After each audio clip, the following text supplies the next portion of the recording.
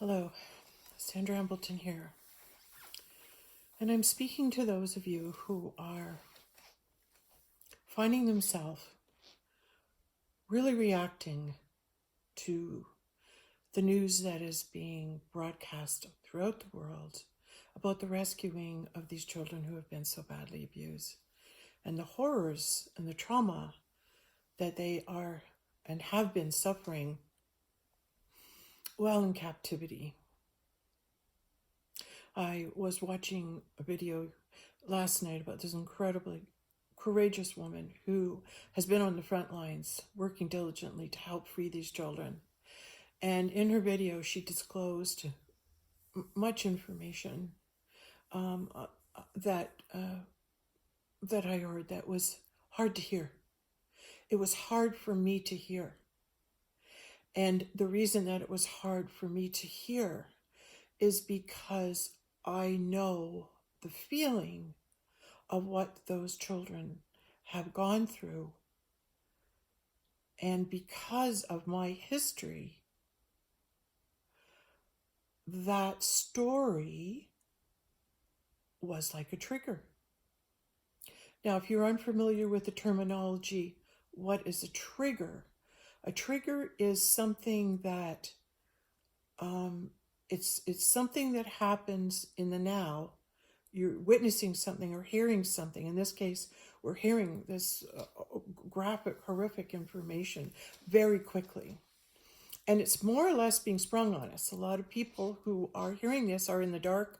They have no idea that this is really what has been happening and what has gone on.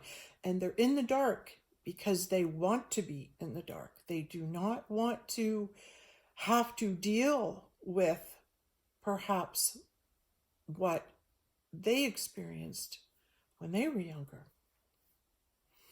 Because at some point, many of us experienced abuse. And we're going to be given testimony and hear stories of abuse. And for many people, it will be overwhelming. It will be so overwhelming that they will be having feelings of, I'm going to be sick. I want to die. I can't hear this. Turn that off. I don't want to hear about it. And this is all our defense system kicking in because it's too much for us. If we have not dealt with our own abuse and death of the self as children,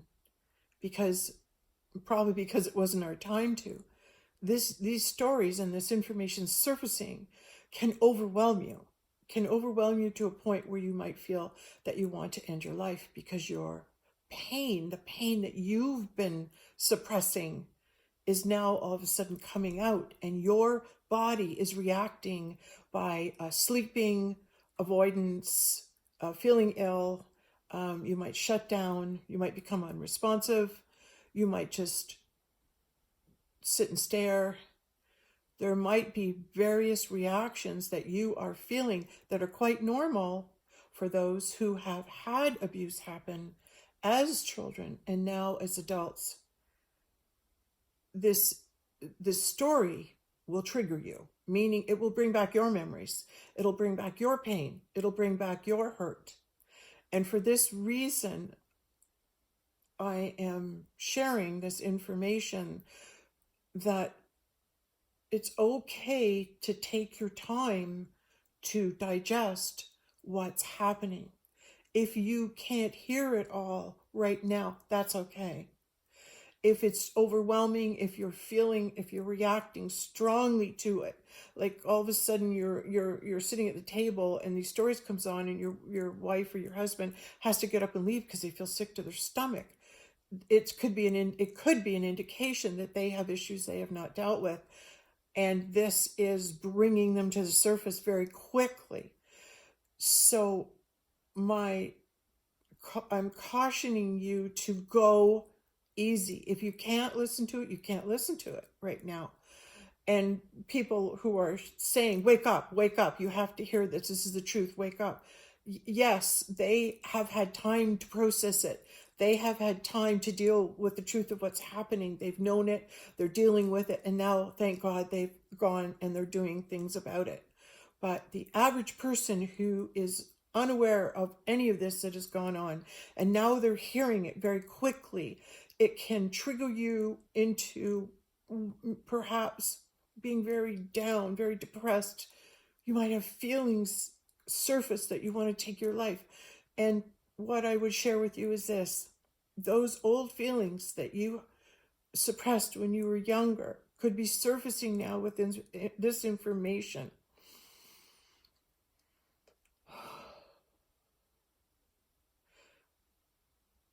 Start researching abuse. Start understanding what it is, why it happened, and how it affected you.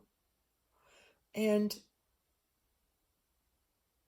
understanding that what has transpired in the world is like, it's like the Band-Aid's been pulled off, and now all the poison that we have, don't show me, I don't want to know that, don't want to deal with that, I don't want to have to, don't talk about that.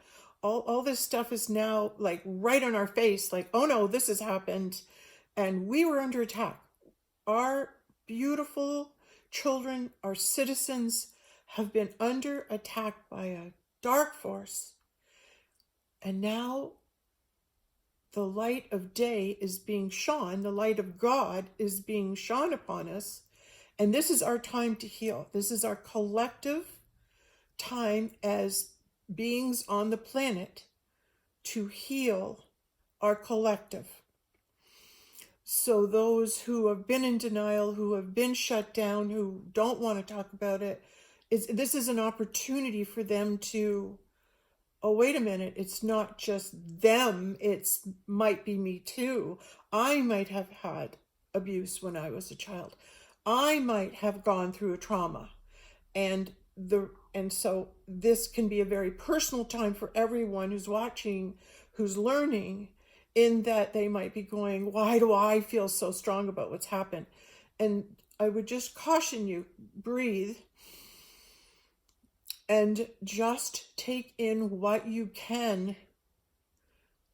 Be compassionate to yourself. Don't overload yourself, and don't be trying to do too much too fast.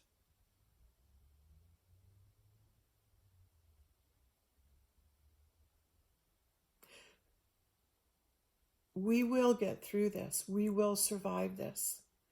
And the tools that we are needing as a society will come forward as more and more survivors of abuse and those who have been in the healing industries, helping those of us who have dealt with their addictions, who have dealt with issues of trauma.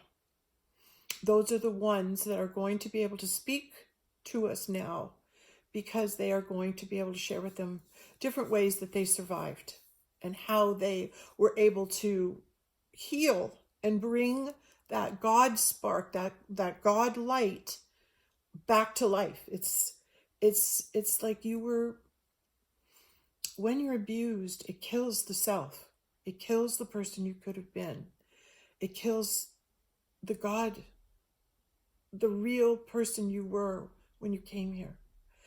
The healing journey from abuse is you going on a rescue mission back to your childhood and finding that beautiful, innocent light that came here that also was tried to be extinguished by the dark side when you were little. Many of those people I have met during the course of my journey, and they usually, if not most, if not all, move into being light workers because they have survived the trauma and have brought their soul spirit back to life, and they are now able to open their heart and shine their God light, their authentic God light out into the planet and be happy. It is possible for us as a planet and a race to heal from this. And in the next and upcoming time, good people will come forward, God people, people who are able to help and assist the healing process on the planet will come forward. So let us pray and let us meditate and let us see the good coming forward, the good coming forward as we are able to trust once again that God has got our back, that there are good people, and not just from here, but from other galaxies who have come to help us and rid us of this darkness. So at the beginning, it might feel like blah, like it's just horrible. But as people step forward and as things begin to process, we will come together. We will collectively heal.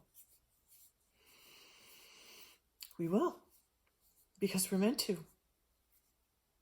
And this is something we can do. And you can do it.